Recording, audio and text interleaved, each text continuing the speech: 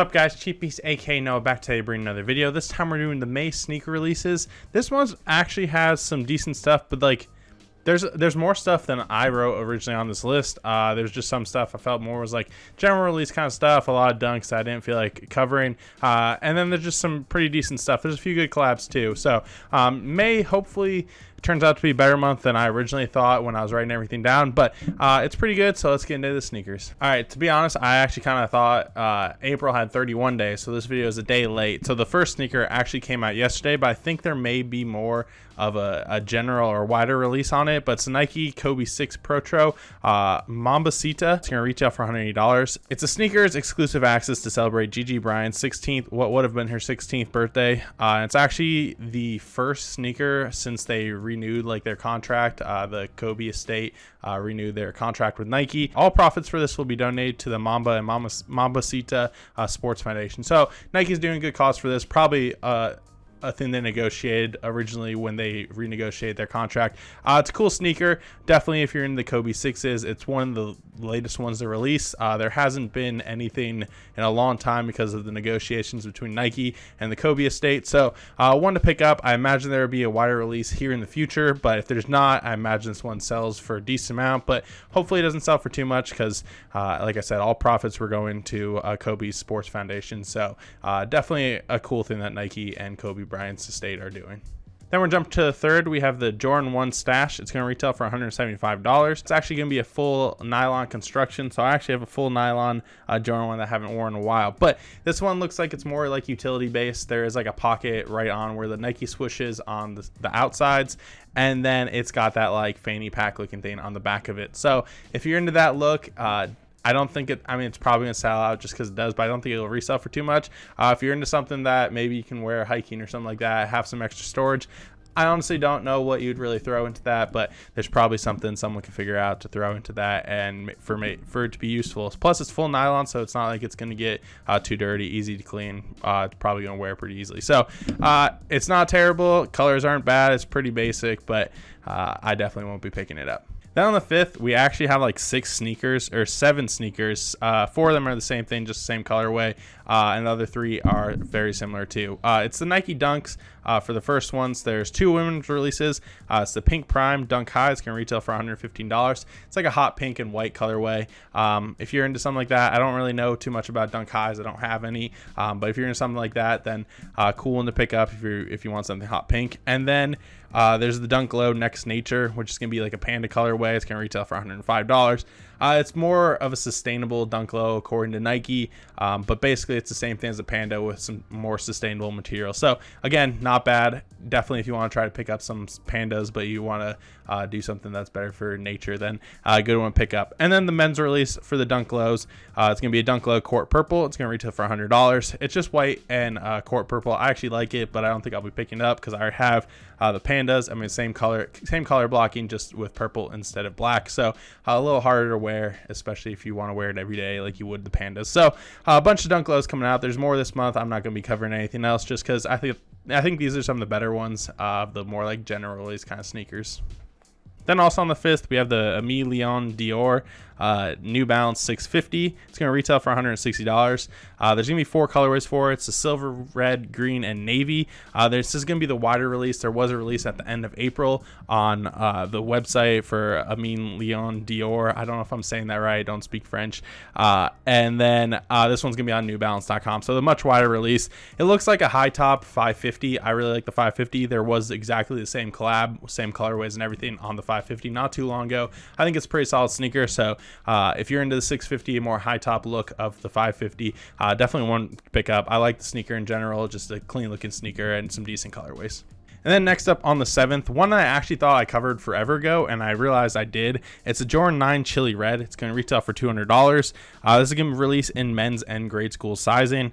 It's basically an all red and black Jordan 9. It was actually supposed to release in 2021 around the holiday time. They announced it like July of last year and then never released around the holiday time, and they delayed it all the way back till May. So if you've been waiting for this for a while, for almost a year now, definitely a cool one to pick up. I'm not really into Jordan 9s, and it's a very bright colorway for me, so I definitely won't be picking up, but they're finally releasing it after a year of like announcing it.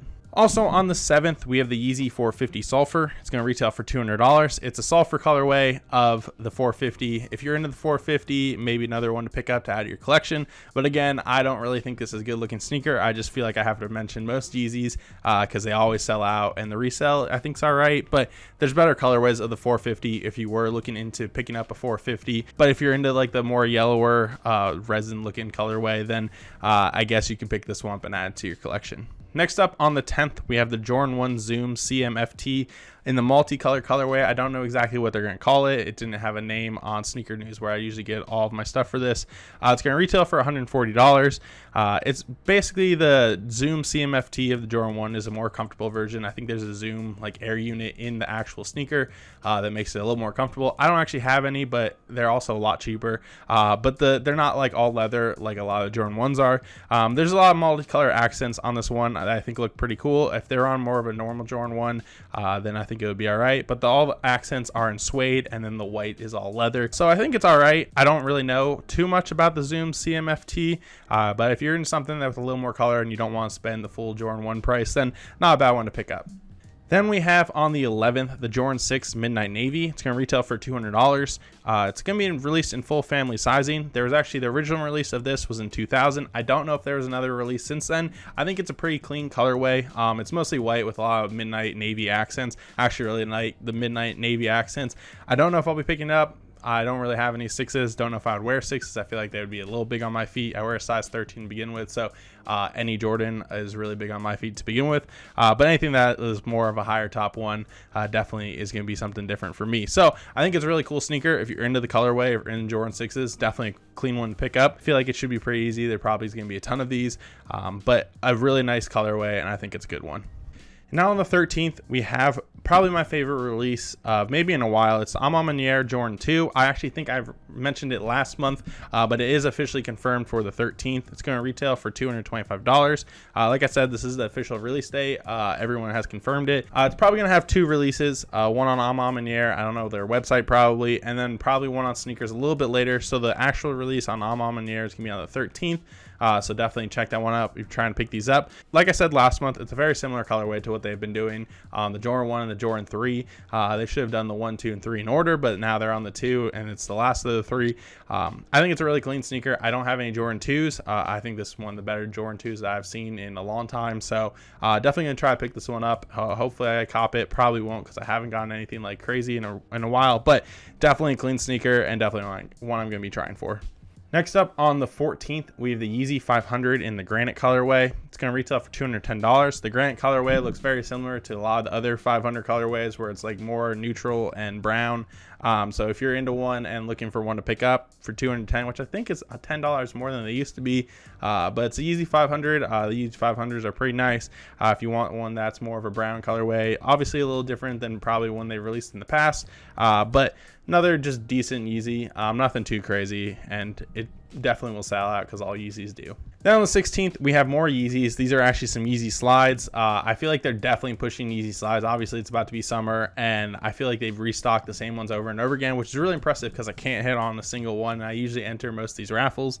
They're going to retail for $70. Resale, I think, is more expensive than that depending on the colorway, but 3 colorways are going to be coming out. It's the Onyx, the Pure, and the Glow Green. I think the Pure has released like 7 times now, and I still have yet to get it. The Onyx is like the all black one, and the green obviously is the green one. I obviously haven't hit on any of these, or I would have had been wearing them for a while. Only $70, so not bad one. The cheaper sneakers, probably the cheapest one on this list. They resell for a little bit, so if you're just looking to do that, definitely one to look out for and try to pick up. Probably release on confirmed. You enter the raffle, pretty easy process, and hopefully you guys hit on them because I definitely can't. Next up on the 23rd, we have the Off-White Nike Air Force 1 Mid. They're going to retail for $220. There's going to be 2 colorways of them, the white and black. The white, I think, looks a lot better. They feature a spiked sole, so they look like mountain climbing shoes with a lot more spikes. Obviously, like these are more plastic spikes or like rubber spikes, so they're just going to fall off. They've done this on some of the other sneakers. I can't remember exactly what they were, but where they put like that little spike on the bottom. These ones look a little different. There's a lot more like in the toe area, and then they kind of fade off towards the heel. I think it looked pretty cool. The accent colors are different on each of the sneaker. There's like more blues and I think purples on the white, and then the black I think maybe has green on it a little bit. I like the white one better. I don't know about Air Force One mids. I've never had any Air Force One mids, but I think it's a better sneaker. Off-White, I feel like Off-White and Nike haven't been releasing a ton of like crazy stuff recently, but this one's pretty decent, and if you're looking for an Air Force One mid, especially an Off-White one, it's a cool one to pick up. And then the last confirmed sneaker of the month is on the 25th. It's the Jordan 1 Heritage. It's going to retail for $170. This will release in full family sizing. I pretty sure I either covered it at the beginning of the year, the most anticipated sneaker kind of video, where I ranked them. I think I probably put this one like a B or C tier just because it was nothing crazy, but it's mostly white with red and black accents. I feel like people definitely want like a Chicago out of this. Obviously they're not the Chicagos, but they have similar colorway, but the color blocking is a little bit different. I don't think it's a bad sneaker. I think it's pretty decent. I mean, obviously it's a red and white Jordan 1 with some black accents, so it definitely will probably sell out and do okay. Obviously if it was Chicago, it would go for a lot more, but obviously they're not releasing Chicago's at this point. So hopefully they release Chicago soon, but if you're looking for something that's kind of similar, different color blocking, then the Jordan 1 Heritage is your go-to. So that's everything for May. Obviously my favorite are the A Ma Maniére Jordan 2. But there is some decent stuff, definitely some stuff to look out for, some stuff that will resell pretty well. So let me know in the comments, what is your guys' favorite sneaker coming out this month? Obviously they add a lot more stuff throughout the month. This is just the beginning. It was confirmed so far. So some decent stuff and definitely some stuff to look out for, but nothing too crazy. Hopefully one of these months we get like a ton of crazy releases and a lot of stuff comes out. So thank you guys for watching. Don't forget to like, comment, subscribe, and yeah, I'll see you guys later.